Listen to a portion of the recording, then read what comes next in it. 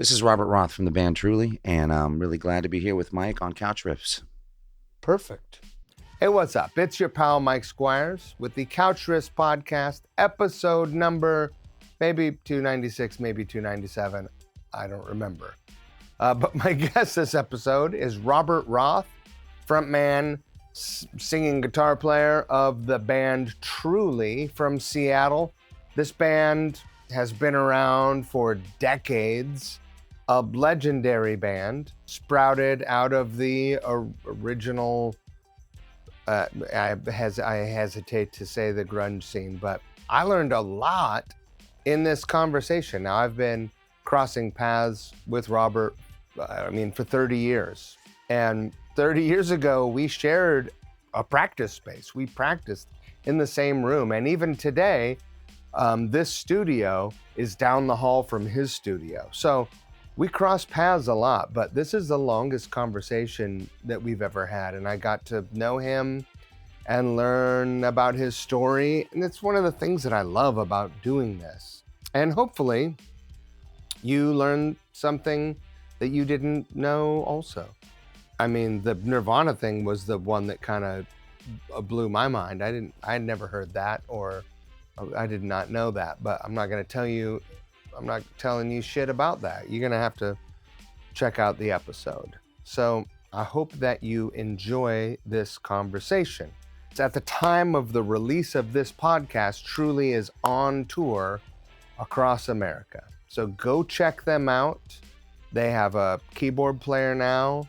I've been hearing them rehearse. One of the first things I say to Robert is, this is not the first time he's been on the podcast, because I'm like treating the audio to get rid of the microphones picking up the band rehearsing. So the band is sounding great. Go see them. It's a cool ass band.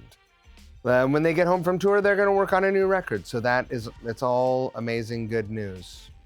Lastly, thank you to everyone who supports Couch Riffs over on Patreon. If you could click the subscribe button, that would be super helpful. That doesn't cost anything. It helps the podcast a lot. If you want to go be a free member over at Patreon, you can watch or listen to the podcast a week early. And if you are in a position in your life where you can toss some bucks at the podcast because you enjoy it, that would be amazing too, because it's tough out here for a podcaster. And I appreciate your support. So thank you so much. Last but not least, treat people the way you want to be treated. Man, a lot of bad shit wouldn't happen if we all did that. I'm happy to have you. Well, Robert Roth, welcome to Couch Riffs. Thank you, man. We exist in the same building. Yeah. Strangely, this isn't your first time on the podcast, because sometimes the mics will pick up. Oh, the band. I can only imagine. Yeah. So we've known each other in passing for a while, Yeah. but I think that you wouldn't probably remember, but we shared a practice space on Capitol Hill. I do remember that. Yeah. Darius and John's upstairs space. Yeah. Yeah, that's right. Yeah. You guys always had so much killer gear in there. Yeah. Between everybody that was there. Yeah. I think the mellotron might have even been there for a little while. I remember that was one of the first things I heard said of you, like, oh, Robert Roth has a mellotron. It was like it was a real thing. Did you rent it out to studios back then? I did. Yeah. I paid my rent with it a few times, just renting it out and playing on people's records, for a while in the late 90s. So it was, because they were really hard to come by. Now I have a Mellotron app on my phone. Right. Everybody does, and they're all on everybody's records now. But I had the real beast, and it was a quest to find this thing and track it down. When I was in college, I heard Odyssey and Oracle by the Zombies when I was about 18. Yeah. And I was like, what is that sound? It's so eerie, and it's strings, but what the hell is that? And so, there was no internet, but I finally figured it out. And then realized it was on, Moody Blues Records and the Beatles and Satanic Majesties and all this stuff, and obviously all the prog rock, Yes and Genesis. And so I was always in search of, just anybody have one? I'll pay anything to rent it, just to record with it or whatever. And so early 90s, I was in at a party at my girlfriend's house, and there was this guy wearing a shirt that said Mellotron on it with the British flag. I'm like, I'm talking to this guy.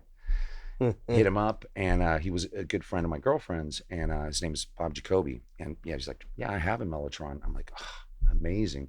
So I convinced him to bring it down to the ranch down on First in the early 90s for our second Sub Pop single. And it's just amazing. You're playing dead people, it's like these people recorded these strings and played these flutes back in the early 60s. And I think that most of my early Tron takes were usually first takes, because as soon as you hit record, it just sounds amazing. Like, I'm not recording over that. Keep that, So it's just kind of some magic dust you can put on stuff. And so I was smitten. Then we got signed to Capitol Records, and negotiated this deal for a couple months. Points on this, this is the budget, whatever. I'm like, great, we've got everything settled. Just one last thing, we would love a Mellotron. And that was the last part of our contract, because this You guy had it written into your contract for them to buy you a fucking Mellotron. Well, yeah, because I discovered through Bob, the guy, David Keene is his name. He went on a much deeper and longer Mellotron quest than me, and it took him like 17 years to find all of the master tapes, the original gear that they used to record the stuff and make the tapes. And and he was repairing and building new Mellotrons. So for the first time since like the late 70s, it was coming back, and I was right there when it started. And so I ordered 3 custom racks of tapes, because you get 3 sounds per rack of tapes. And back then that was $500 for a rack. It seemed like a lot. Now it's probably 4 times that much, right, for a rack of tapes. But so I got to pick out the sounds and put them next to each other so you can kind of do the blend, and got some weird sounds like the boys choir, which sounds like the Omen, a Catholic boys school in northern England. And so you get up to the higher register, and a lot of them start trailing off, and there's just a few guys left. Those high notes, the castratos of it's very eerie sound. And then I had to put my own my new sounds on one of the racks and string it up. I guess I never thought about this. For people who are listening or watching who don't know what a Mellotron is, like this podcast all of a sudden is becoming a Mellotron podcast. But it's such an incredible, it's something that I associated with you, and it seemed like it was a unicorn back then, right? Yeah, definitely. Yeah. But will you explain what a Mellotron is and what the tapes do, and because everyone understands what a sampler is, and most musicians will know, but this is the first sampler, really. Yeah. So you have I think it's like 3.5 octaves. It's about about that many keys. Yeah. And for each key, there's a tape head inside the Mellotron, and when you lay on a key, you have 8 seconds of pre-recorded sampled sounds, and a loop of tape, and there's a mechanism in there that drags the tape across the head, and at 8 seconds it's done. So you have to move somewhere. 8 seconds is a long time in music, so usually you can get away with it. But so these pieces of tape are pretty long, and like I said, I had to actually, on one of the 3 racks, put the tapes in myself, which was pretty meticulous. But what was cool is I got all the sounds that were already on there, which were just weird, like the Bungalow Bill, that ripping guitar at the beginning. Yeah. That's just one key on the Mellotron. Because everybody's like, who played that? That wasn't George. It wasn't John. It probably wasn't even Clapton. I don't know who was, but he's a badass guitar player. You know what I'm talking about? And it's on the, of course. There's just one key. And then there's from Black Sabbath 4, there's a live thing they did. So one key is da da da da da da da da da, and then right next to it da da da da da. So 8 seconds of this. Oh wow! And keep it going like a loop. That's how they did it back in the day. That's incredible. Pretty So weird, yeah. I guess one thing I never considered, because I've never seen the inside of one, Yeah. which I'm sure it looks like a mad scientist play Yeah. thing. Right. Um, so there's a tape head for every key. Yeah. In my mind, I guess I just always thought that the tape would spin at different speeds as you move up the register. But what I gathered from what you just said is that as each tape is actually people singing that note. That note. So they're individual performances because a sampler would, I don't know Right. nowadays, but it's every 5 notes. They ups, they pitch it up or pitch it down or whatever. But these are individual. So it has the character of and the tension of Right. each one of those notes. So when you lay on a chord, it's all happening together, and there's that little variance that makes it just eerie and very real. So No one would go through the trouble to do that anymore, right? I mean, because they'll be like, oh, well, we'll get maybe every octave and then yeah, we'll just good enough. use No the one's gonna know the magic difference. pitch shifting in the digital DAW. Yeah. Um, isn't that like where some of the magic of those old recordings, like where a lot of that magic lives? I definitely think so. I think those idiosyncrasies and tape and the kind of ectoplasm, the kind of energy, the electricity that sticks those little particles to the tape. There's a lot of energy in there, and that's why people keep going back to it. Tape delays, Right. hitting, even if you record digitally, hitting it with some tape along the way, or even a tape plug-in. It's there's and I don't think it's just our ears are used to it. I think that I think music lucked out by the technology that came along with it. All the tubes, the transformers, all those things. No one wants to get rid of that. Anybody who knows Right. what it's doing to your guitar signal or the vocal sound, it's kind of amazing that that's where all of this stuff started, and we're still listening to records that are recorded back in the 30s and 40s. Jazz and obviously rock is, people love those old recordings and are still trying to capture some of that magic and all the sampling and hip hop. They're also grabbing some of that magic that you're talking about. That's those idiosyncrasies from how the gear works. Did you ever watch that mini documentary on Not in Love, the 10cc song? Yeah.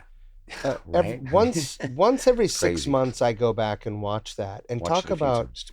using a 24-track tape machine as a giant mellotron and the Totally. Yeah. faders as the keys. Yeah. Anyone watching or listening, like, just stop right now and go look on YouTube for 10cc Not in Love documentary. It's maybe 10 minutes long and it is unbelievable. It's worthwhile. Definitely. Yeah, it's crazy. So they're changing the chord to match, the progression in the song with, like you said, The faders. faders. It's so incredible. And that, yeah, who would do that now? I mean, Well, it's a deep dedication to yeah, art. yeah. That is absolute deep dedication to art. So speaking of that, we have this new keyboard player who's as crazy as I am about all this old stuff, and Yeah. he has 2 mellotrons. He's Oh. bringing out like an old 60s Wurlitzer electric piano. He's threatening to bring a real mellotron at some point, but he has the digital one. He's got old tape delays, old reverb tanks, old 60s Farfisa. So we're Who is lugging this all guy that and where shit. do you find him? His name's Hunter Lee, and he runs Uptone Studios now, Rick King's studio, where Tacoma. Tacoma, yeah, and they've got the old Motown console there, and like a bunch of Hal Blaine's drums and percussion. And we were down there the other night picking him up on the way to the show, and he whips out the percussion that's on the middle of good vibrations, like these Sufi beads, or the cloppity clops from the Ronettes and all that stuff's down there. So, but no, he was in a band called Mono VCF, and they opened up for my band when I put out a solo record about 20 years ago, and just been friends ever since. But we haven't ever had a chance to work together. So when this tour came up, I'm like, man, we need somebody. Hiro really wanted a keyboard player rather than a second guitar player, and Yeah. so we he was just on my list, and he's in the band now. and That's he's a great amazing. guy. He's a really talented musician and arranger, and he's been producing all the Nancy Sinatra and Lee Hazelwood stuff and repackaging it, remastering it, remixing the extra tracks, and he got a Grammy for some of that stuff. And it's just a super talented guy, and our aesthetics are really similar. So Yeah, it's great to have him in the band that's now. amazing. Yeah, What a find. it's really amazing. Yeah, It's hard to we lucked get out. folks like that out of the studio, also. And that is kind of what that was the conversation at first, is like, yeah, I pretty much spend most of my time in my own studio or down at Uptone, and but he's kind of has the itch to be a live musician and tour, and so it's kind of perfect. Yeah. I want to back way, way, way, way, way, way up. Because I don't, while I don't have a hard and fast format to the podcast, um, I like to get to, like, I want to know about you. Sure. So I always start here. Where did you grow up? So I was born in Indiana, Mm? Anderson, Indiana. My dad's parents were, from Manhattan in the early part of the century, Garment District, Lower Manhattan. They ended up in the Midwest when he was a kid, and then moved to California in 1970. My mom got sick with cancer, and so they thought some good weather. And my dad just wanted to get us out of Indiana too. Culturally, he didn't fit in there, and Sure. so we moved to Los Angeles, which was a huge change, 1970. And he was a musician. He toured in his army band in the late 50s, and he had a gold top Les Paul that he bought in 1953. Whoa. And his bandmates were Cedar Walton, um, Ray Brown, who's played with Miles and everybody, Coltrane, and Don Ellis, the horn player. And he was the only guy that didn't come back and become a jazz legend. He just went into his dad's business, which was clothing. Yeah. You know, so but he was, there's always music around. He had that killer Macintosh, receiver that powers a lot of studios now, and I just remember staring at that light with these big old headphones on, Yeah. just listening to vinyl all the time. And so there was always music in the car, around the house. And then my mom, before she died, she had the AM radio crank, listening to the Byrds and the Dylan and Beatles and everything. So The that, classic age of AM radio. yeah, but my dad hated rock, which is kind of funny. So, but we lucked out because we got to absorb all the jazz, but he wasn't into the Clash and Led Zeppelin, and Go figure. just yeah, it's okay. It wasn't like a strange thing for you to end up in music. No, and I think that I'm out of my three brothers, we're all musical. My middle brother John was a really great songwriter, and we were in the band for a long time. I'm only one that's just got that one missing element or broken just in the right spot to just be crazy enough to have to do this. Like there's no way I wasn't, even if it was just busking my life away, which I have done that as well, paid to do it professionally, but just I have music's my food, it's right up Course. there with, I think a lot of people are that way. A lot of people I'm friends with and close to. I think you're probably that way too. It's just, it's not a choice. It's a, it's at a certain point, it's a need, Well, we're not hobbyists. Yeah. Or it's the world's funniest hobby, Yeah. Yeah. you know. Exactly. Yeah. So when did you first start playing music, and was as guitar your first instrument? So my first instrument was clarinet, but I Okay. always wanted to play guitar. My stepmom was like, no, that you got to do better in school before we get you a guitar.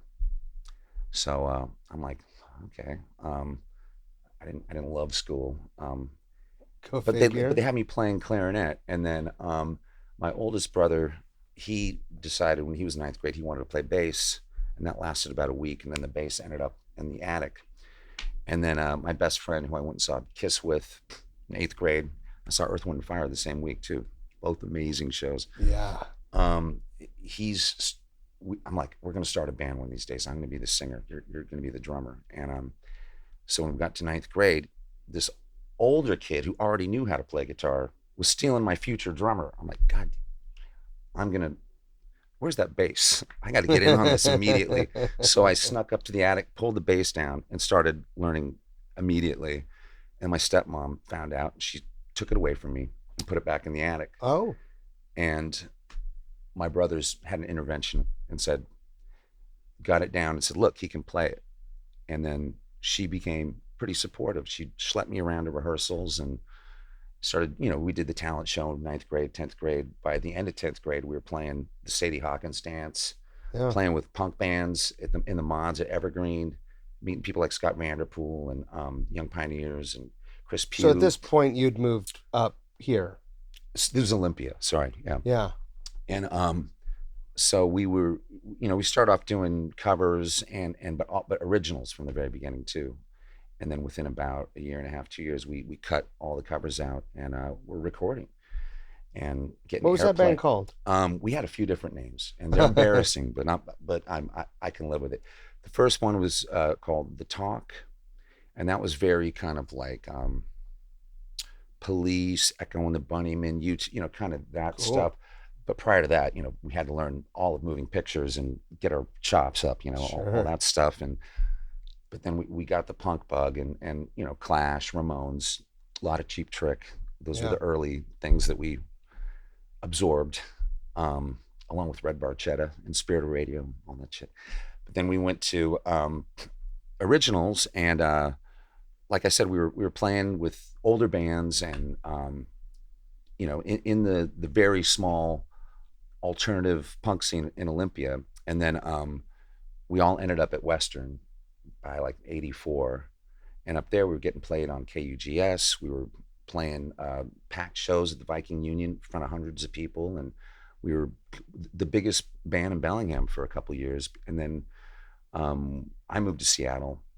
That's a long story. That was New Year's Eve of '86. Literally, wow. That's when I landed, and my girlfriend and one of my best friends, who was her cousin, they had an uncle that had this big, huge house on Frat Row on 18th up in the U District, and he had this really grisly death where he had this. He was like a hermit, so he hadn't left this place like since the 50s or 40s or something, and he was a hoarder, so just crap everywhere. There was magazines going back to the 30s and 40s and newspapers. Whoa. It was like this 3-story place, but we got to live there rent free because the will was being contested. So it was like, yeah, this is a chance to move to Seattle. And it was fully haunted. I mean, we heard footsteps, things dragging around the attic, the whole bit, so but it was a great New Year's Eve '86 was a great time to get to Seattle. It was right at the beginning of everything. I started hearing about, I knew about Green River and U-Men and things like that, yeah. But just started hearing about this new band, Soundgarden, and, just people I worked with, just the talk. And I started going out. I think I was 19, 20 when this was starting. And it was pretty exciting. I always wanted to be part of a scene like what they had in New York in the mid 70s, CBGBs, or London in the 60s or 70s, whatever. I longed for that. And we had that, a little scene in Olympia and a little scene in Bellingham. And, but it's exciting what was brewing. And it changed my musical trajectory a lot in terms of opening up my taste to new things. And Seattle was a vastly different place. I mean, all of, most cities have changed quite a bit. Yeah. But I feel like Seattle's evolution was really quick. Starting in the early 90s, and then tech boom especially hit it hard. Computers and grunge, all. Yeah. How much of what you've already said, your rent was nothing when you moved here, which is that was just for a few months. It's a pretty affordable price. Find an apartment after a few months. I think my rent was $225 when I moved here. Yeah. I remember the first time my rent was more than my rent was $600, and I was like, man, how am I going to do this? Yeah, totally. So I lived on Capitol Hill on 17th and East Thomas, like 93 to 99. And when I moved in there, it was $400 a month for one bedroom, an old Victorian, nice big bath. It was a really cool spot. Could walk to Broadway. Yep. But it was, it was a little dingy, but I was happy with it for where I was at in life. And Slats lived below me. I don't know if you remember that guy. And Of course. it was kind of that vibe there. But 99, there was Amazon families living downstairs, having their first child, and the rent, it was now like almost $900 a Right. month. That was in 6 years. Everything really changed. Yeah. And all And they did was now- fix the facade of the building. They just fixed the outside. Everything in the inside was exactly the same Right. as when Slats lived there. It was $400 a month. So that was telling. And like, most of the people I know aren't really in Seattle anymore. Everybody's had to Yeah. get out for cheaper rent and just for a more relaxed life. I lived up in Mission Beach for 17 years up till about 3 years ago. Where's that?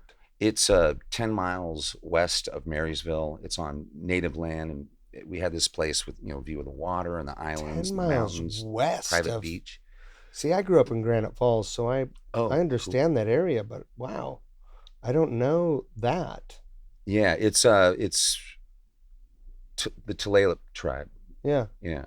So Oh, we yeah, lived in yeah, yeah. Okay, yeah, a sure. non-native neighborhood mostly that was on their land. So it was, we owned the house, but it was on leased land. So Yeah.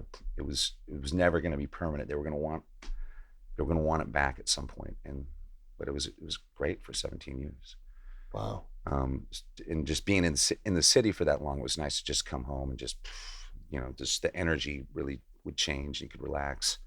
But I missed it too. But that's when I had a kid and became a father. And at a certain point, I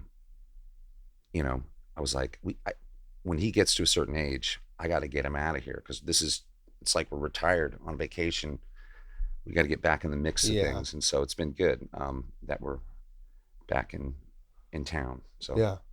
Did he grow up going to school in the city?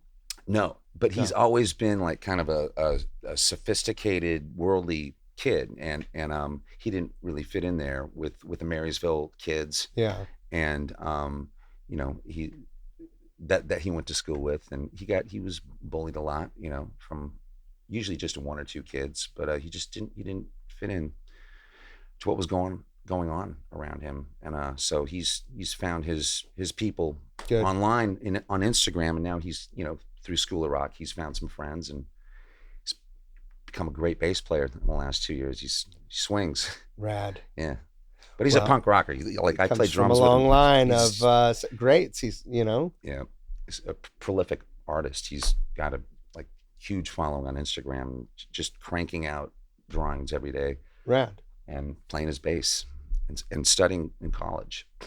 He's awesome. even though he's really a high school senior, he's in the Running Start program. So Oh, cool. yeah, I'm proud of him. He's a Go good kid. getter. Yeah, he's a good egg, sweet kid. In 1986, I was going to Marysville to Budget Tapes and Records in order to get Rocket Remember that. magazines. That was still there when we first moved there. Yeah, Is that right? it didn't last real Yeah. long, but yeah.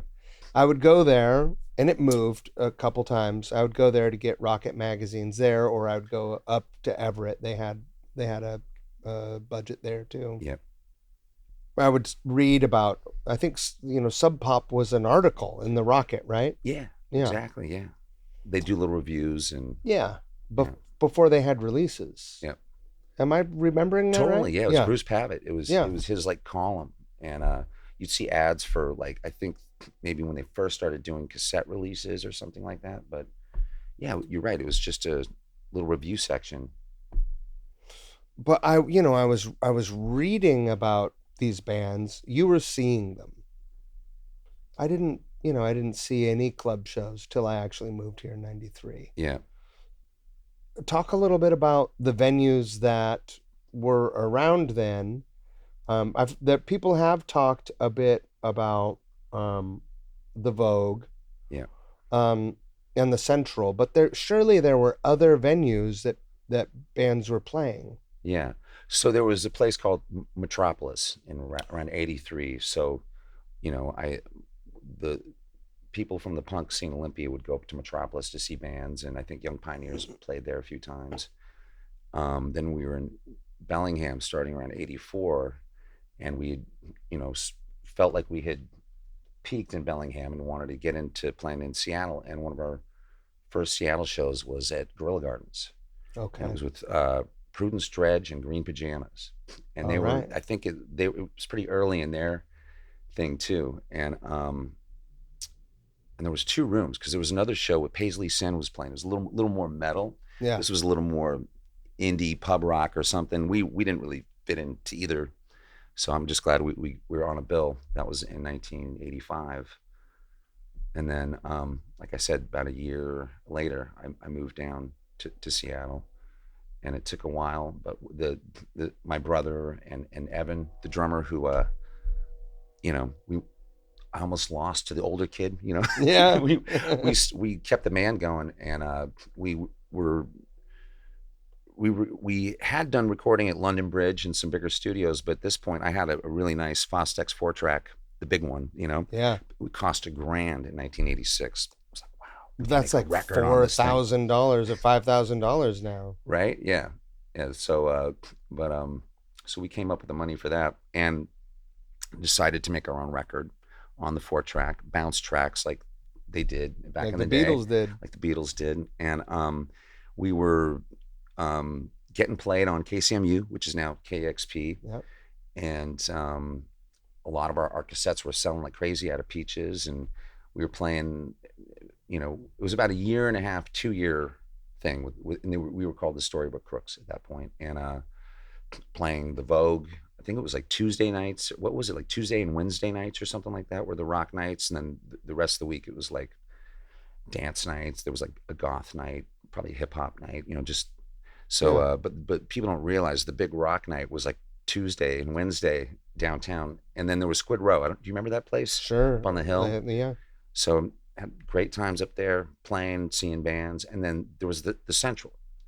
And if I remember correctly, that was kind of it for original music, just those 3 joints. And then the Seattle thing started blowing up, but there more clubs didn't really start kicking in until the Crocodile Cafe, and I think the Central went the other direction right before Nevermind hit and the whole thing blew up. They became like a joint cover blues Yeah. kind of club, and so the nightlife was always struggled. Like even at the height of things, late 80s, early 90s, there was no all ages scene in Seattle, and you had guys like Mark Sidran from the East Side who were the Teen Dance Ordinance. They were trying to make it impossible for kids to have any fun. So apparently they wanted them out in the street. Why do you think people want to do this shit? Lock down and prevent it.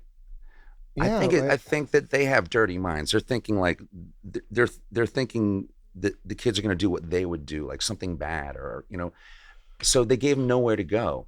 And so do you remember on Broadway there would just be like hundreds of people on a Friday or Saturday night. Like there was a big goth scene, it would just spill out onto Broadway, and it kind of amazing. And it should have been better documented, because I was just like, this is unbelievable, and there was nowhere to go. And so they would just literally hang out. The scene was right there on the street. And it seems like you can get into more trouble there than at a club with music and where you can build a community. So. And, I would say so. So, yeah. Ew. Yeah. Ooh. Let the kids play. Let the kids play. Yeah. I don't know. And but the I guess rock and roll was still subversive. There was still a generation gap. A lot of our, like my dad didn't like rock and roll. Right. That it made it kind of contraband. It was a little bit dangerous, maybe a lot dangerous in some people's hands.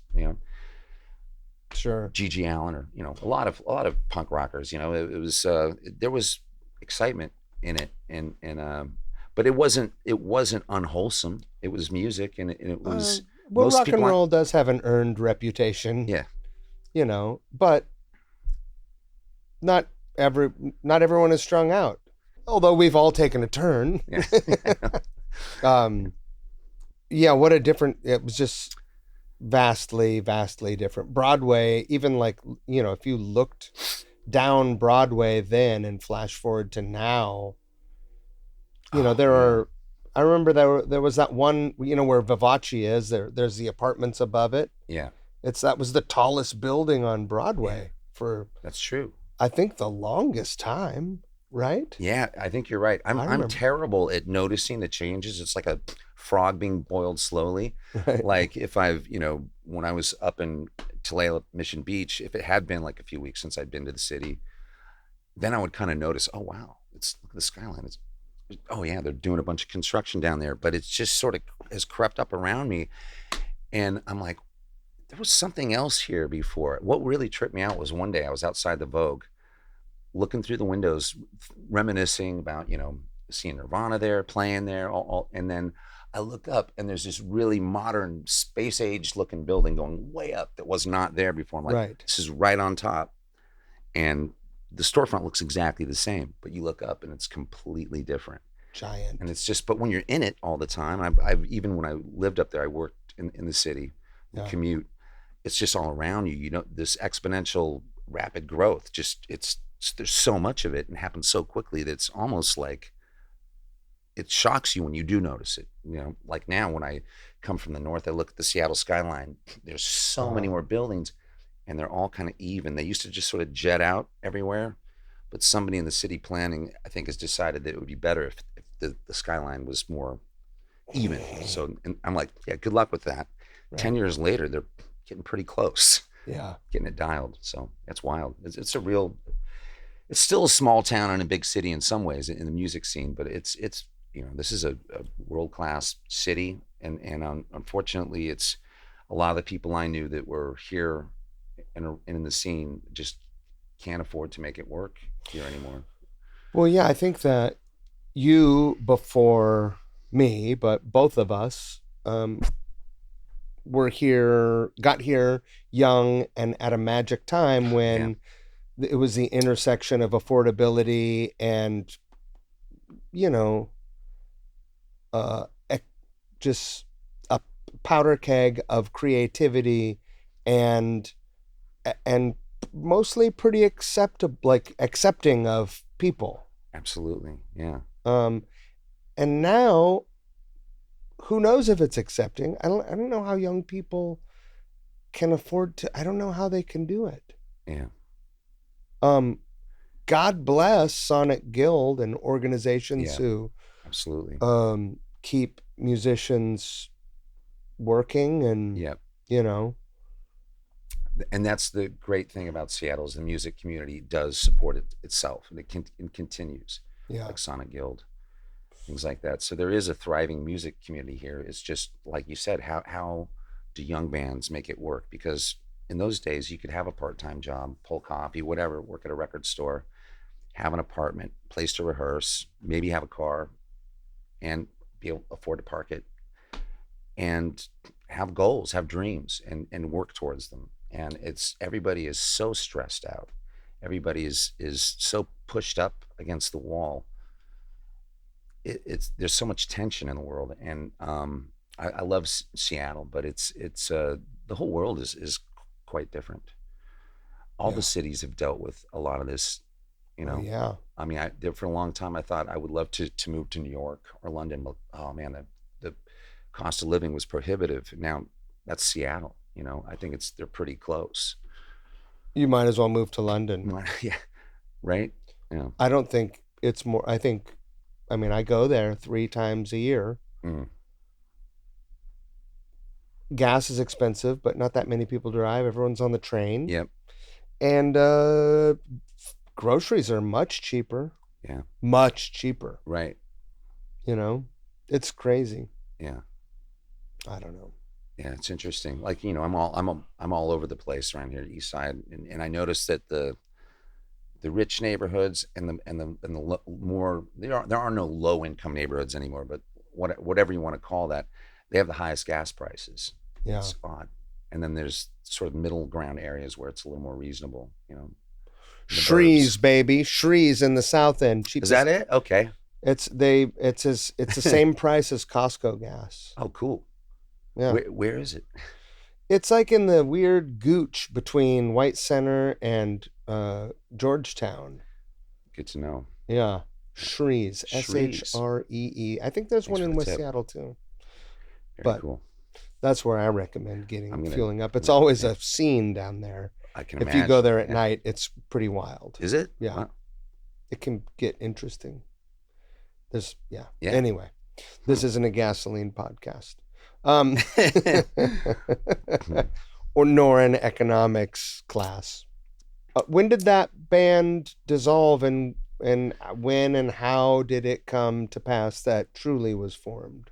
So, when we were kind of hitting our peak and headlining those three clubs, the Central, Squid Row, the Vogue, I was really turned on by what was going on. Loved Nirvana Bleach. Was really excited about the whole thing. And my brother and best friend from eighth grade, they weren't into it. They didn't get it. They were like, they were becoming too mature for the scene, in a way. Like they're like, well, we want to do music more like Peter Gabriel and Midnight Oil. We're not really into this Right. dirgy sound. I'm like, well, Midnight Oil and Peter Gabriel are fantastic, but how the hell are we going to do that? Like on this 4-track with what like that's. Do you guys see what's happening here? This is like real poetry and music and art.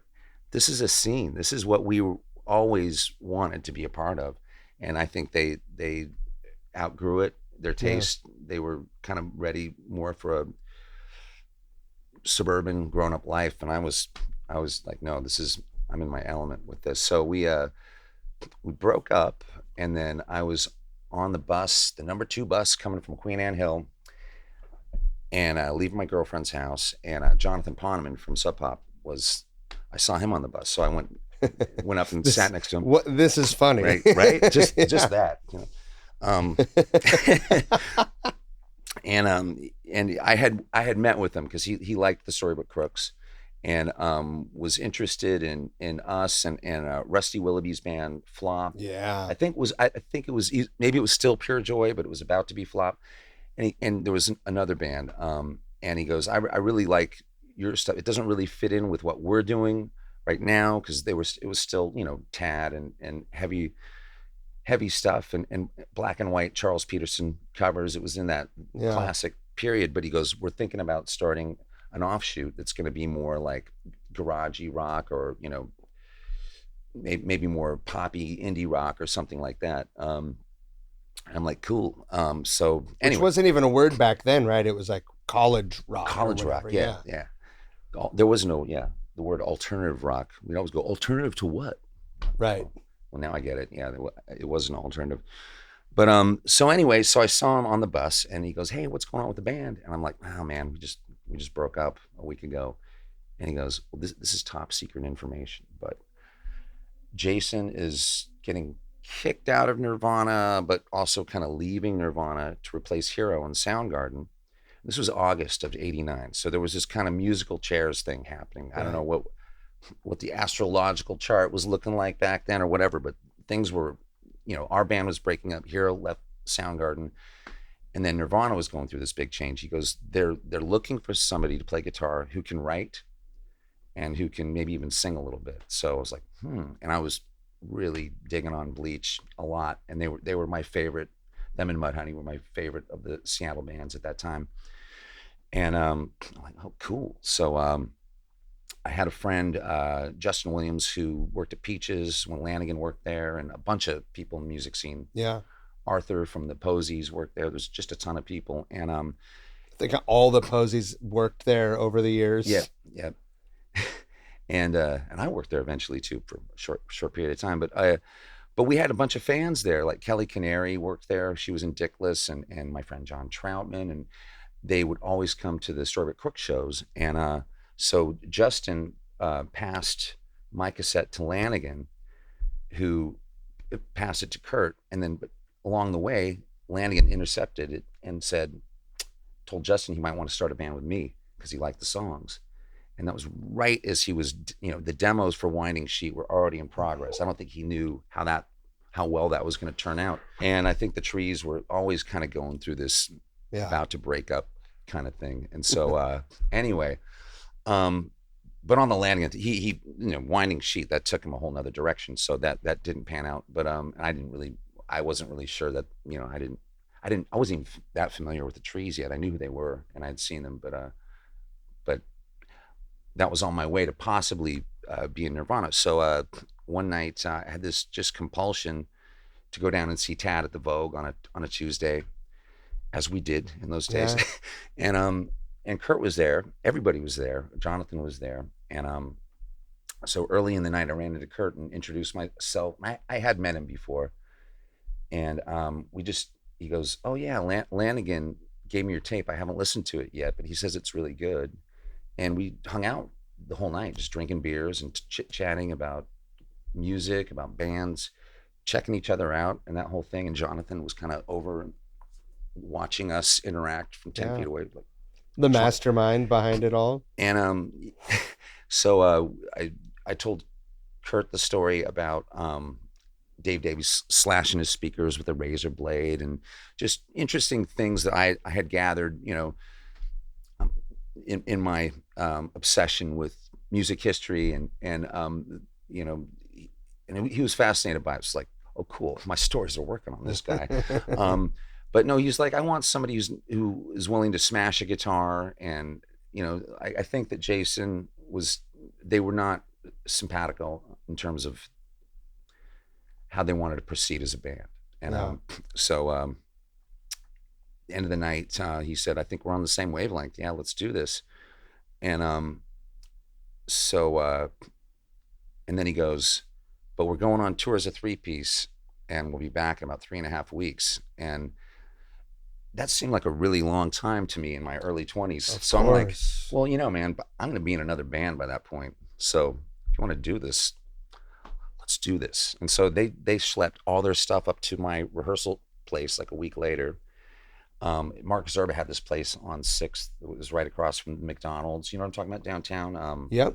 I can't remember what it was called, but and Dickless practiced there too. And Nirvana would rehearse there like from midnight. It would start their rehearsals at midnight, right, and go, I don't know how late, but probably pretty long. And that's, I think, that Chad and Chris were painting houses, so that was when they could rehearse. And but these really rickety, steep stairs, old building, and they dragged everything up. And Chris had this massive bass amp that he mic'd. They mic'd up that North kit, the drums that do that Kurt had dove into many times. And I think Kurt had like this Elaney stack. Okay. And I had this PV Vintage that's like a 1973 100-watt tweed amp that Neil Young used to use a lot. It goes to 12. Is it the Skinnerd one? Is that what they use? They use PVs. I don't know. Okay. Yeah. Probably if it was early 70s. And they're really, really great amps. And nobody knew what they were. People still don't know what they are. But Kurt goes, he's got a PV Vintage, to the other guys. He was all excited about it. Yeah. I'm like, oh, he knows what this is, because it has a solid state preamp. So between 10 and 12, there's about 20 different tones. Sure. Just move it a little bit, and then when it's fully pegged, it just sounds like the end of the world. It's that Neil Young, which is pretty great, just over the top thing. But I was getting drowned out at this rehearsal immediately because they were so loud, and I'd never played in a room with people that loud before. And so Kurt had to play through the PV Vintage so they could hear me, and I played through his rig. And we did a bunch of songs off Bleach. I think they assigned me School, Blue, and one other one. But Justin had showed me, is it Mr. Mustard, or I'm probably... Mean Mr. Mustard? No, it's Colonel Mustard. Sorry, my memory's a little shot, but the song on Bleach. Oh, I don't know. Oh, I'm blowing it, folks. Sorry. But and then About a Girl. So I had that up my sleeve. Like, I just went into it. I didn't even tell them I knew it. I'm like, started playing it, and we did a bunch of just kind of Sonic Youth noise jams. We played for like 4 or 5 hours, and it was a blast. And played some of my songs. Kurt thought they were really catchy. He liked it. And then Chris took Chad home to Bainbridge Island. It was just Kurt and I hanging out for about an hour, sharing the last few cigarettes we had between us, and talking about the band. Like, well, if we do this, who's your favorite drummer? We were both kind of hinting that another drummer might be necessary. Sure. And Chad's great, and I'm not trying to, but for whatever reason, that was, maybe it was just the North drums. They didn't It cut. was a I don't know. subject, yeah. But so I was, you know, his Kurt's favorite drummer was Bono, and mine was Keith Moon. And so we were like, that's not. I mean, it's close. And what's funny is that and then we both talked about how much Soundgarden was going to suck without Hiro. It was kind of funny. I had not even met Hiro yet, but like, yeah, totally. You know, he was our favorite member of Soundgarden. And by the way, the first time I saw Soundgarden, they blew me away. That was in '88. I think it was July. I remember the date. That's how significant it was. July 3rd, Central, and it was like their last local show before they went on tour. And you're never going to see them in a place like this again. You know. Right. Anyway, so we chit chatted and it went really well. And Kurt told Justin that it was looking good with me, but there was a couple other people they were thinking about trying out. I think at one point they tried out Ben Shepherd. I think he actually went on tour with him as a guitar tech. So it was. That's wild. Yeah, it's just like Talk I about said, musical chairs. Yeah, there was a lot. So they needed a guy that was as tall as Chris. Maybe that's yeah. To so even out the photographs. That makes sense, right? Yeah. So anyway, they hadn't decided, and then eventually a few months went by, and Kurt called me and said, I think we decided to stay a 3-piece. And I realized he does just want to write the songs and sing. I felt like that's the direction they were going. So they stayed a 3-piece. And again, a week later, Kelly Canary gives me Mark Pickerel's number. I'm like, I need a drummer. I need a really good drummer. And she goes, well, Mark Pickerel's looking for something to do. I'm like, are you kidding me? Because I just seen the trees at the Central, and the sticks are flying and the whole thing. I'm like, I think this might be my guy. If this is even a dream that could happen. And no, Mark came over to our house in the U District and went down to the basement and played him The Colors Magic and Heart and Lungs and a few other things I was working on.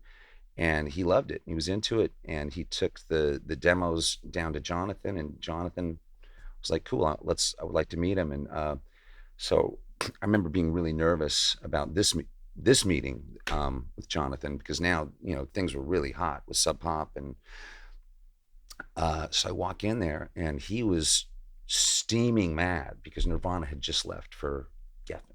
Right. And he had just found out that day. So I'm like, oh man, this is terrible. Like he was like kind of like just shuffling his papers, just angrily, just like, man, it just worked out okay for them though. Oh yeah, absolutely. But I'm just like, oh man, now he's gonna listen to our music when he's just like in the worst mood. And so he's like, those guys, I can't believe they stabbed me in the back like this. I don't think those were his exact words, but that was the vibe. And he goes, okay, well, what do you have again? Like, yeah, put that on. Okay. Wow, this is really good.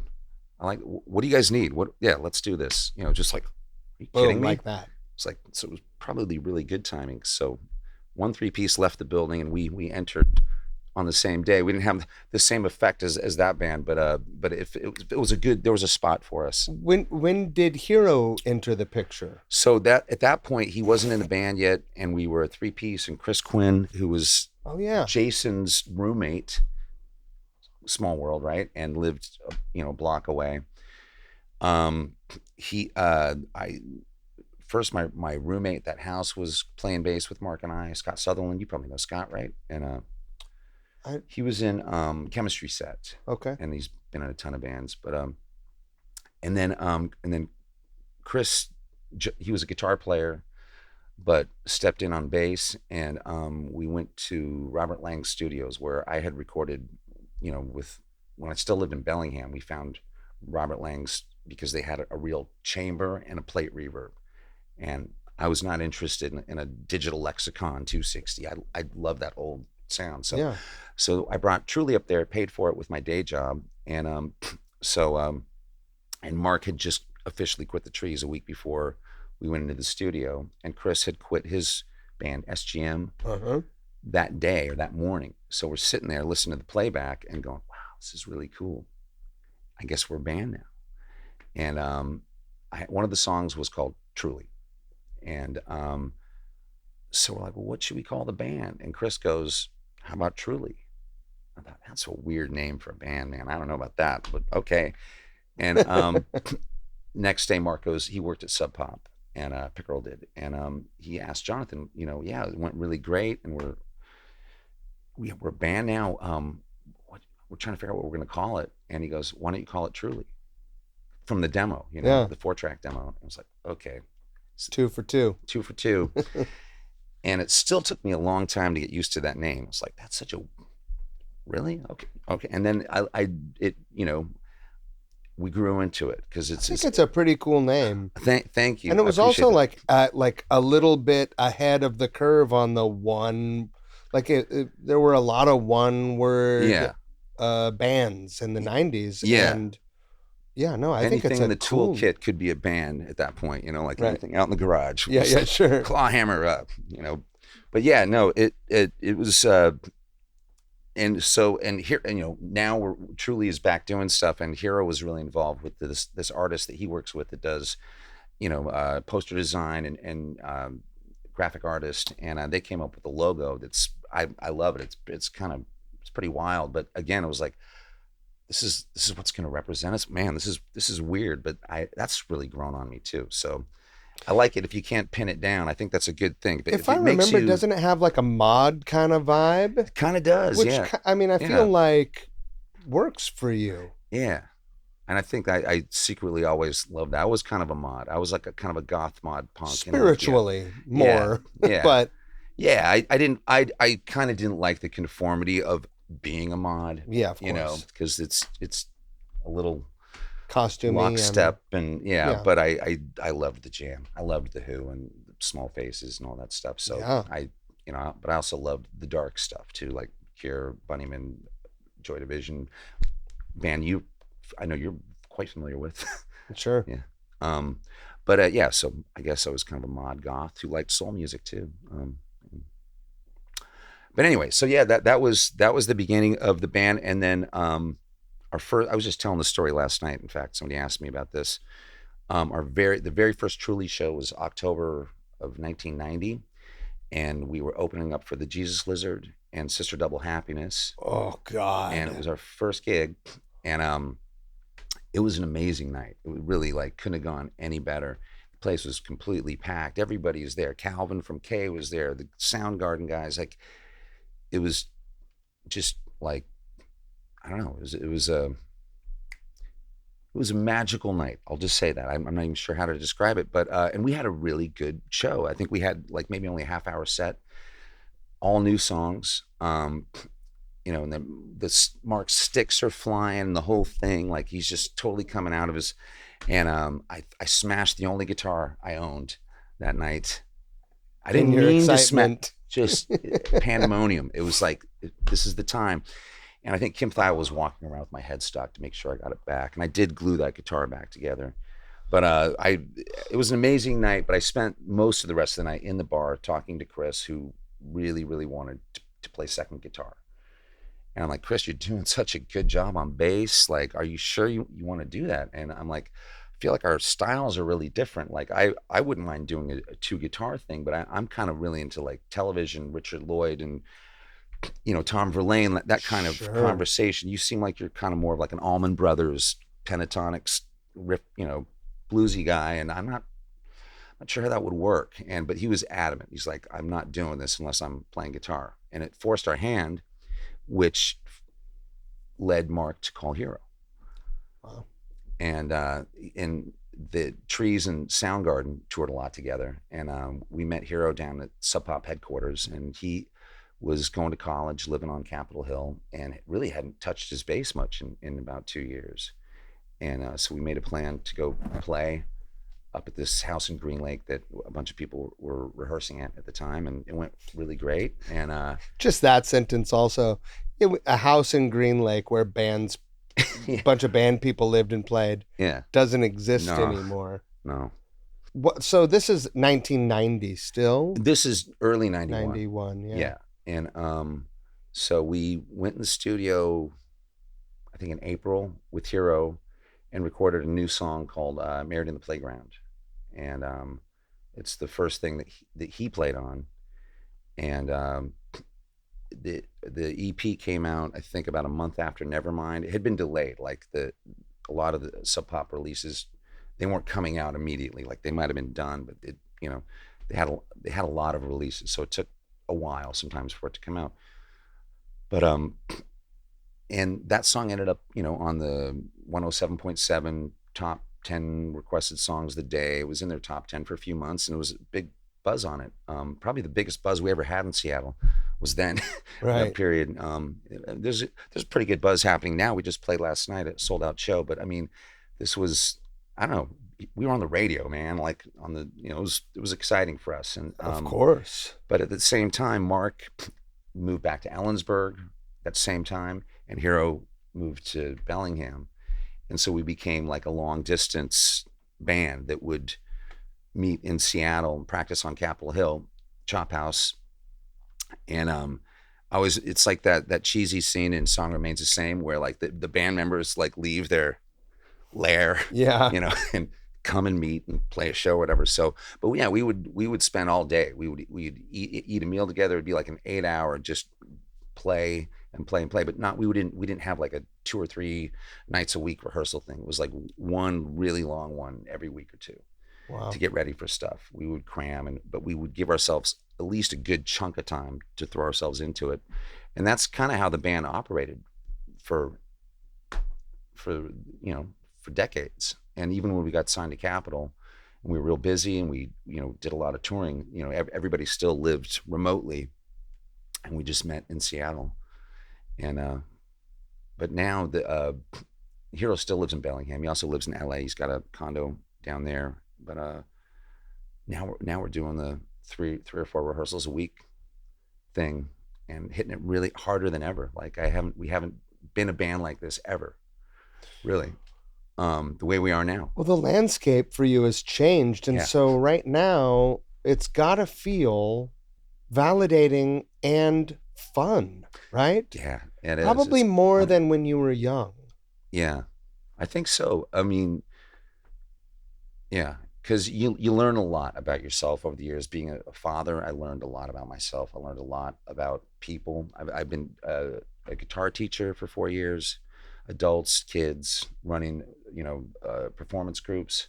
I'm not doing that right now. I'm taking a break from it, but learning to everybody learns a different way. So that was a great experience, learning how to communicate with every type of person and how to translate some kind of information to them in a way that they'll understand, rather than teaching the same way to every person. And Right. so just things like that have helped me, I think, just become a little wiser over the years, hopefully. And I've also did this job for a company called Gigs for You, where they put on music at SeaTac, they put on musicians at Amazon all over the city, East Side, and I run some of those programs. But I've also played probably hundreds and hundreds of acoustic shows in the last 10 years, like 3 hour sets and 2 hour sets of Oh, wow. just, I got to a point before COVID where I could do 3 hours, not repeat a song, and not take a break. And at this old age, and Wow. so it's been good. So my chops have gotten a lot better between teaching and just constantly performing. And so that's been good. Hiro is his bass playing's on fire. I mean, he's such a better bass player. I'm not He's trying to so knock how he rad. was back in the day, but he's at his peak right now. So and that's all of these things I could have never imagined that we'd be doing this, that people would be interested and hungry for it. And it's maybe not on a mass level. We're still an underground band. We're still an unknown band to a lot of people. But it's I mean, it's amazing. There's all this concentration. We have management now. Dave Laurie in New York and Sandy Rizzo in LA. They have an entertainment conglomerate, and they got us out on the road, and we're going in the studio when we get back. Oh, it's great. It's Yeah, it's all happening, and everybody's into it. You have the new material written, Some of it, demoed. some of it, yeah. But and then there's stuff in the can that we've done that's unfinished, that's sort of somewhat recent. But also there's just a lot of new energy in the band, and there's a lot of just crazy things happening in the world that it's I always want to leave room for new things to emerge, and historically, anytime that we were going into the studio, I'm still writing right up till just a few days before we go in, just in case there's just one more song I can squeeze out that might be that missing thing. And there's always at least one or two that come out, and then I throw at these guys at last minute, and they're used to it, because some bands, they might just be like, no, we're just doing this. Don't throw any more stuff at us. But so Blue Flame Forward came about like literally right before we went in to record the riff and the melody. The lyrics came after. So I'm always trying to squeeze out more material. It's all to keep it fresh. And then we've got a backlog of things, and then it starts to hopefully, the molecules stick together, and it becomes an album, becomes a thing, through this layered process. How much time did you guys take off? So we stopped in 98. Feeling You Up came out the end of 97. It came out in Europe in 98. And Hiro had his second kid, and then he couldn't tour anymore. And we did, Mark got real busy with his record store. Yeah. And we just kind of went on a extended hiatus, and it wasn't planned, or we didn't necessarily break up. We just kind of couldn't do it. Went our separate ways for a while. We're friends. There was no animosity or anything like that. It's just we got busy doing other stuff. I got signed as a solo artist, so I was working with Jim Carroll. Oh yeah, I remember playing my mellotron on people's records. We're all doing different things, and I got signed to a local label, and I took my record budget and bought an Apple computer and an interface. It was like late 2000, early 2001. I started telling people like, yeah, I'm making a record. Oh, really? Where are you recording? I'm like, well, at my house and on a computer. Like, oh, on a computer. Yeah. Okay, cool. Like roll their eyes. And by the time I finished that record, I mean, it was just, everybody was diving in. And yeah, the record did take a while, because I wrote everything, twisted every knob, played almost everything, every keyboards, bass. And there's a learning curve to using Pro Tools, especially back then. Right, exactly. And then the computer would freeze up. Like I pushed that thing way beyond what it was supposed to do. The CPU, my tech's like, I don't know, this should not be working. There's some kind of voodoo that this even plays back. So I had some big delays where I had pushed it too far, and nobody could fix the problem for me with the computer. There was a lot of trial and error. I mean, people don't realize it's so easy now. The computers are so powerful. Everybody understands this stuff now, but it was a pain in the ass to do this back then. Oh. I hear about like Nevermind or Teen Spirit. They use Pro Tools for that, and it would take an hour just to render something, and so you made a solo record. I made a solo record, and that really well took up a lot of time. And then a good friend of ours who was he was our, I don't know, spiritual guru, second father, this guy named Dave Teachman. He was about 10 years older than us, and he toured with us. He was sort of our Cassidy in a way. Like he was sort of a inspiration to us. He was a real character. And he eventually died, as he told us he would, because he used to work in the shipyards, and was fueled by Jack Daniels and filterless Camels, and let us rehearse at his place on Queen Anne, which was this house that was leaning like this, that was condemned. Well, not quite that much, but it was like, you could easily tip over just rehearsing there. And so he was sort of like a Fagin to some of the younger punk bands too. And so but when he passed away, we had a wake at our place in Georgetown. I had a studio down there in a kind of a warehouse space, and I hadn't seen Mark and Hiro in a while. I talked to both of them individually, but they all came, and that was the first time we were all together again, and because of Dave. And so we all kind of got the bug to do it again at some point. And then Mark preferred my solo record to Truly. So that's very Mark, and that's fine. That's great. I don't have an opinion on that one way or another, but and and so he was really interested in working with me again because he liked what I was doing currently, and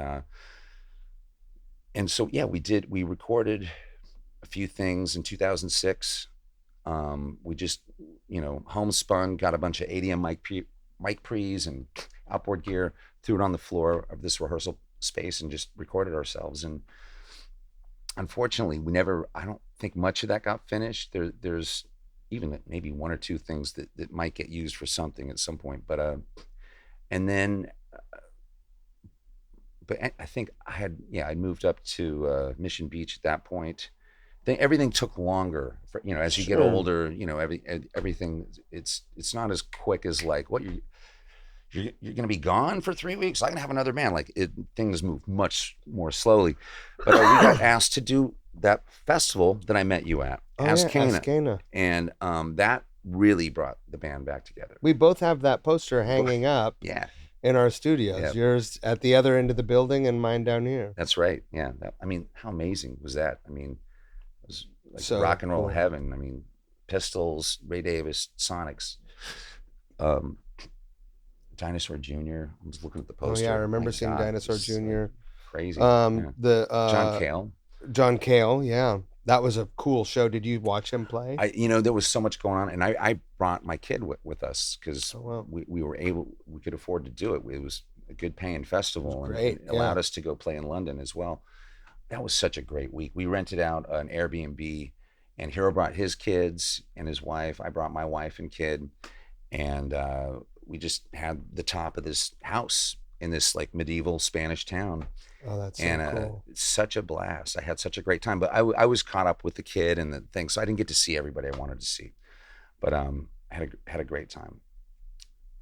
Lanigan and Dooley. Yeah, Gutter Twins. Yeah, I saw that. that was cool. Such a cool band. Yeah. I saw you guys. You guys were great. Duff set with Loaded, man. That was killer. Oh, Yeah, that's nice of you to say. Yeah.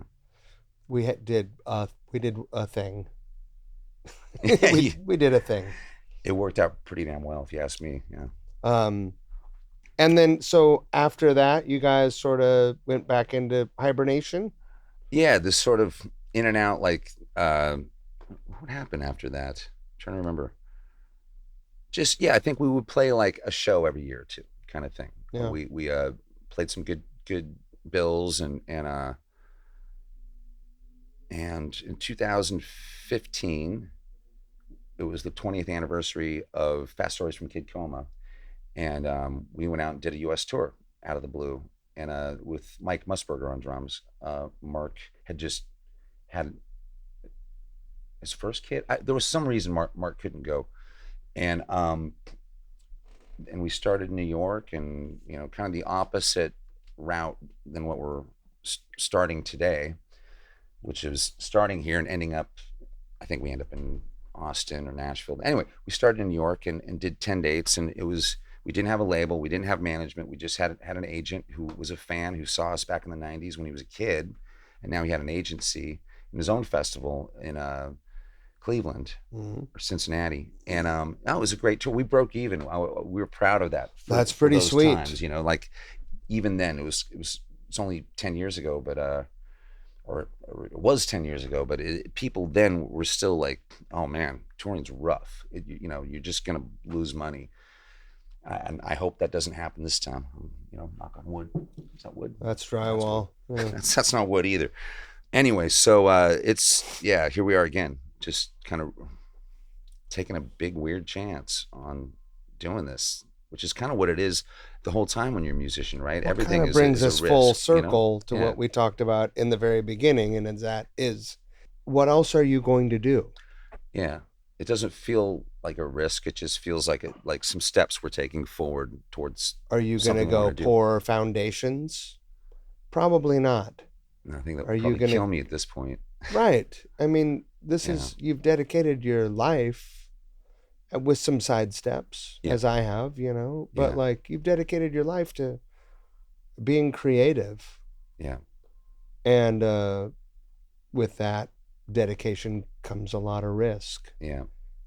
Yeah.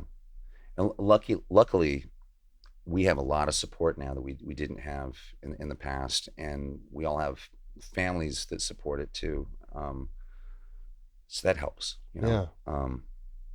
you don't, it's not like, you know, sneaking out of the house when you hope your parents don't find out that you were out, you know, it's, everything's on the table, everybody's working together, and it's good. So it's a good place to be right now. Really happy about it. Everybody's really excited about the future. This doesn't feel like a nostalgic trip for us. It feels like very much like when we played last night. Um, the first thing that happened was I just started making up a new riff and they followed it, and it lasted about a minute and a half, and it's recorded. I'll get to hear what it sounded like. I thought it sounded pretty cool. Pretty simple, but it's in my tuning, so it had the truly color to it, and just went right into our next song. So there's always been a jazz element to Truly. Speaking of taking risks, we've always had that kind of on the edge thing where things are worked out, but we have sections of the songs where we allow things to happen. And I think the first time we ever went out as a band to see something, it wasn't a punk show at the Vogue. It was Jazz Alley to see McCoy Tyner, I think is who it was. Rad. Or maybe it was Elvin Jones. I don't remember. I used to go to Jazz Alley a lot, but we were all, our tastes were different than what people assumed a Seattle band's tastes were going to be. We all loved stuff like the Bunnymen and the Church and Sure. kind of dark psych and then 13th Floor Elevators and all the 60s stuff. And I remember Mark had made a tape when we first met, pre Jonathan getting involved, and I think it was bunch of like Gun Club tracks, and we both loved the Wipers. I saw the Wipers in Olympia when I was a teenager. That was a big influence on us. But then also like there was a lot of Lee Hazelwood and Nancy Sinatra stuff. Speaking of full circle, now we've got Hunter Lee in the band, and Hunter and Mark have worked together. And what else was on there? A bunch of tracks from Elvis Costello's Imperial Bedroom, just sort of like his Sergeant Pepper in a way. Yeah. It's great stuff. So this was sort of, and Talk Talk. Okay. Color of Spring, and the other record that I can't Get remember some right 4AD action in there. Yeah, I love that stuff. Cocteau Twins. Yeah. I was already My Bloody Valentine fan from Isn't Anything, and then I remember Mark and I were getting interviewed on KSW by Scott Vanderpool, my old friend from the early days, Yeah. And so we had our headphones on, and they cut to a commercial. We're talking, and goes, I'm going to play a song. Now, he didn't tell us what he was putting on, and it was the first track off of Loveless, Fully Cranked, and our jaws hit the floor. Like, we just looked at each other like, holy crap. So that was a big influence too.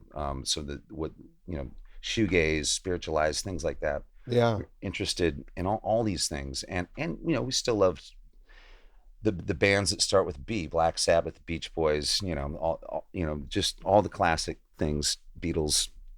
There's a lot more, I think, and S and T and all sorts of things too. Sure. But all the classics, we dabbled with it, but we weren't trying to. The goal of the band was never to try to glob on to grunge or what was going on, but to try to add something that wasn't there. Like to rather than just to grab a piece of the action for ourselves, we wanted to provide something that would energize and make it even more exciting and have a reason to exist, because it's not there, and try to fill some kind of void.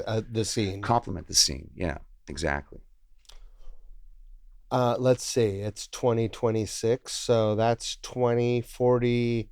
You've got 40 plus years of your life dedicated to music. Yeah.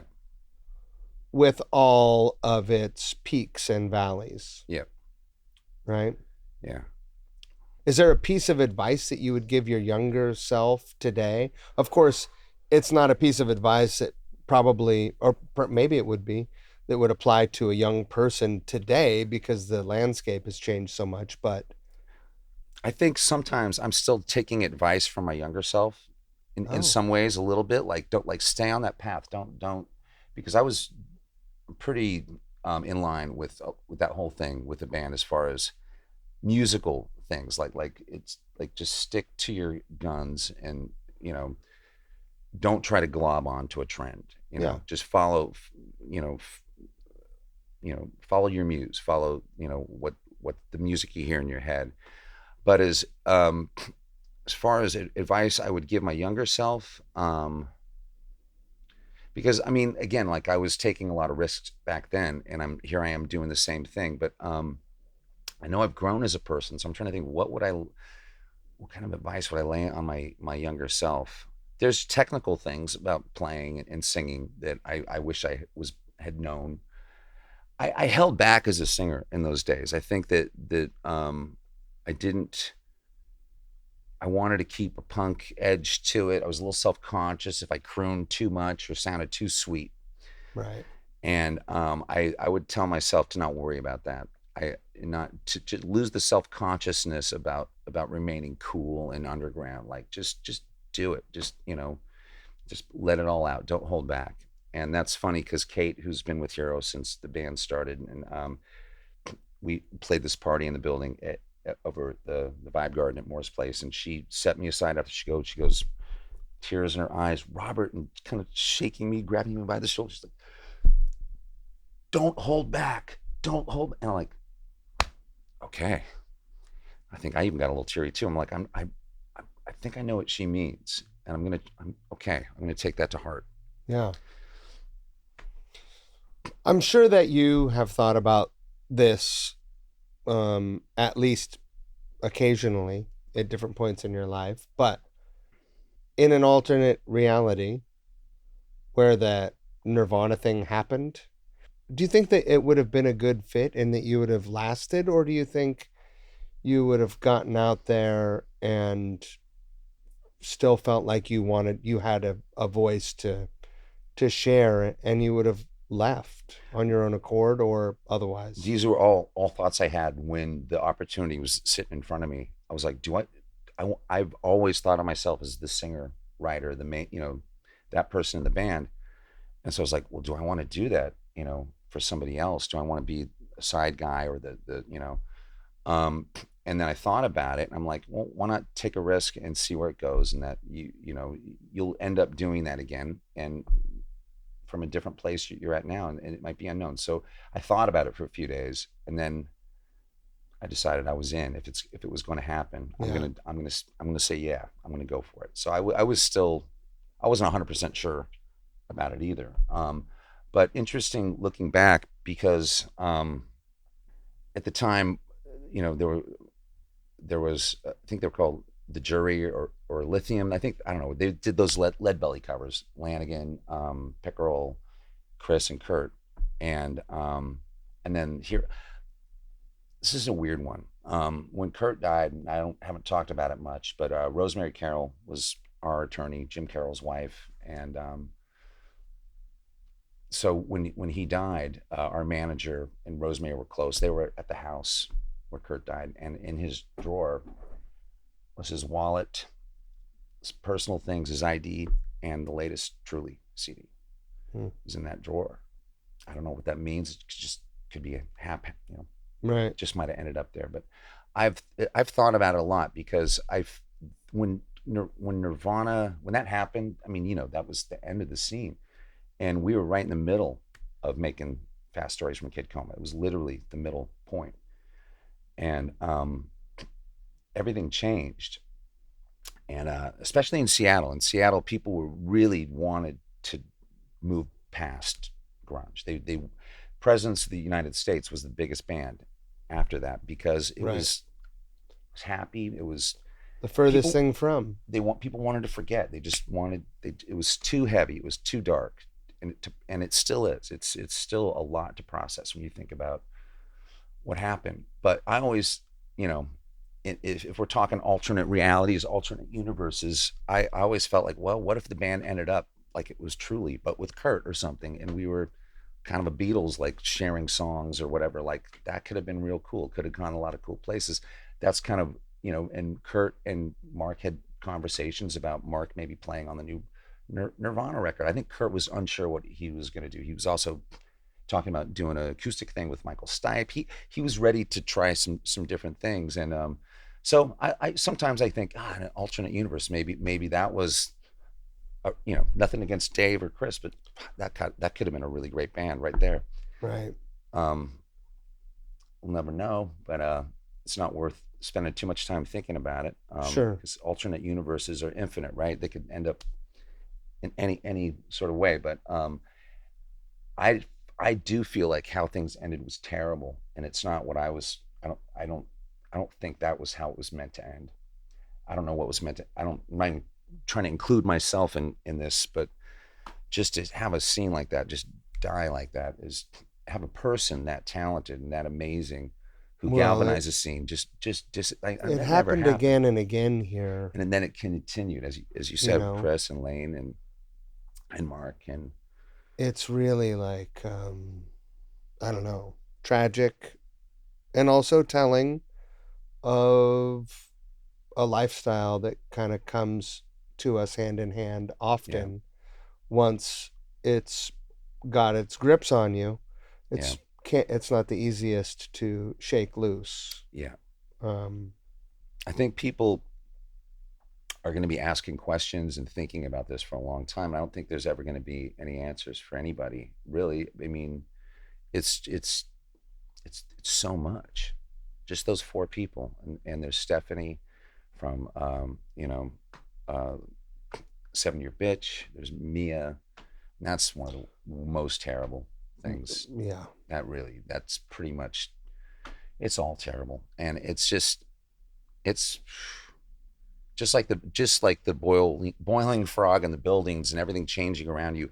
It's so much that I'm still processing some of that. It's not like I'm thinking about it all the time, but when I have these kinds of conversations, I realize we just named six people. I think I lost count, but who were gone, who were such a vital part of our scene. And look how Seattle is now. It's a really great diverse city. But what was kind of missing back then was it was very white. Now yeah, it's very racially integrated, and I really like that. I was a of California kid. course. I'm, I when I was a kid on the radio, you'd hear the Stylistics and Neil Young, Next to each James other. Gain, all on the same station. So I love the diversity that Seattle has right now. I still think it's a great city, but it's as far as that music scene, man, it was devastating. It was devastated by what you're talking about, drugs, Depression. depression. I mean, hey, it's a gloomy place, and it's like I said, I was a California kid, and I miss the sunshine. And anytime the sun comes out here, I still think, oh, it's just going to stay like this. And of course, it never does. It changes constantly. But also, like, would I be a songwriter if I lived in California and it was sunny all the time? Would I have this? Would I make this kind of music?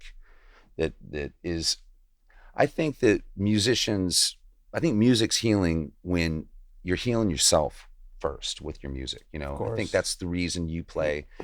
It's for ourselves first. It's to heal, to the enjoyment. It's fun.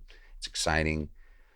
But when it comes from there, then that transfers to the people listening. So whatever you're feeling when you're performing, writing, creating, that's that feeling that you're giving somebody else. And so if you go down, you have to go into a dark alley to bring something back. That's part of that risk too. And it's a scary place. And now we know it's no joke. It kills people. Yeah. You guys are leaving in a matter of an I hour think they're coming at or around two, three right? You o'clock guys are to leaving grab me. soon. Yeah. Where do you guys play tonight? Portland? We played Portland on 2 nights ago, and then last night was Baba Yaga in Seattle, which that place is amazing. I haven't been there yet. Man, I think it's my new favorite club in Seattle. Absolutely, it's right next to Occidental Park. It's like a block from First. So after we hung out with the people from the club pretty late after Yeah, everybody left, and just walked down here after the gig. great. So I'm two shower. What was I going to say? I'm two shows from having taken a shower. Sorry, folks. Glad you can't smell me. I'll get one tonight. So we don't play tonight. I'll get a shower, and then we're gonna head to San Francisco because and we have a drummer, Jimmy. He's doing a great job. Mark's shoes are really hard to fill. He's killing it. We're so proud of this guy. He just kind of came out of nowhere, Amazing. and yeah. So you guys will make it to Grant's Pass tonight or Something something? like that, Yeah. yeah. And then the show's on Monday. the Kilowatt Awesome. in San Francisco, and then Moroccan Lounge in LA I've on played the Wednesday. Kilowatt before. Yeah, we did a That's a fun residency. room. Yeah, it is. We did like 3 weekends in a row. I think it was like every Friday. They used to do these residency things, and so, I think then we'd play adjacent areas, and but just kind of hung out in San Francisco for 3 weeks, mid '90s. It was Fun. fun. So I haven't been there since. And that city's changed a lot too. Yeah, Talk about a same. place you can't live. Yeah, along the So same how ways. long is the tour? It's 15 shows. It goes right to the end of the month. I think we'll be back like right before April 1st, and we're going. Not in this order, but Chicago, Detroit, DC, New York, Nashville, Austin, Dallas, LA, San Francisco, Northwest. And then into the studio. Yeah, and we're booked to go in late April, and we'll probably stick with those dates this time. We've pushed it back a couple times because our manager wanted us to start recording before tour, but that was kind of impossible. We just found Hunter Lee 6 weeks ago, so Right. but instantly, as soon as we started rehearsing, we started writing as a band. Like I bring in songs and ideas, but just stuff started happening in the room. So there's a lot of creative, new energy happening Awesome. with these guys. Yeah. So we can't wait to do something creative and with this lineup. Yeah. I'm really excited for you guys to Thank be getting like busy and active like this again. Go Thank you. out, take it to the people. Yeah, that's what Hiro's famous quote. We're bringing the music to the people. Is that right? Yeah. Take it to the people and Yeah. come home and write some new material. Yeah, and then we're bringing laptops and Apollo interfaces on the road, and Gibson's hooking me up with a good acoustic. My pickup just died in my Epiphone, Oh. so I'll get a nice Gibson to play on the road and write while we're out there. Awesome. Bill dumped a bunch of pens and notebooks on me as we were loading up he's like, here you go, buddy, get to work. Oh, that's great. Yeah. Well, I'm excited for the year to come and everything ahead. I hope that you guys have a tour that exceeds expectation. I hope you guys have the best time. And one of my favorite things to say is I hope that you get the life you deserve. Thank you, man. I really appreciate that a lot. A lot of people take that the wrong way, and you can tell someone who is honest with themselves and is like, no, I think I that's appreciate telling. that, but I think that also I'm not sure what I deserve, but I took it I think I took that in a really positive way, and I hope you're right. I hope I do too. I hope we all do. I hope you do. I mean, all of us musicians. I could use it. And by the way, I love this show, and well, thank you. When you first started doing it, I mean, I remember during COVID watching it a lot, Yeah. and it's just fun. It's thank good, you. insightful, and you're doing it too, man. Touring and doing a lot of great stuff, and you deserve it. And I'm honored to be on this, though. I just want to thank you. It's really cool. A lot of people deserve it, and you have to want it a lot. Yeah. To do it. Yeah. More than ever, maybe. Yeah. And I think maybe at this point, there's no, like you said, we're not going to be digging ditches. There's no going back. Already fully committed. Yeah. Fuck it. Yeah. And anything you do there's a risk. There's an unknown factor. Even if you think you're playing it safe. Getting in your car and driving down here, there's a risk factor. Yeah. Absolutely. So you might as well be true to yourself and be true to the people you love, and true to your, just true to whatever it is you feel like the point or your purpose is, wherever it takes you. It may not be, everybody may not get in the Rock and Roll Hall of Fame like Hiro or whatever. That's not really, just doing this and being in the present and is I don't think that most people in the Rock and Roll Hall of Fame started playing music with that as an end goal in any way. No. It just sort of, happens for some folks. Right.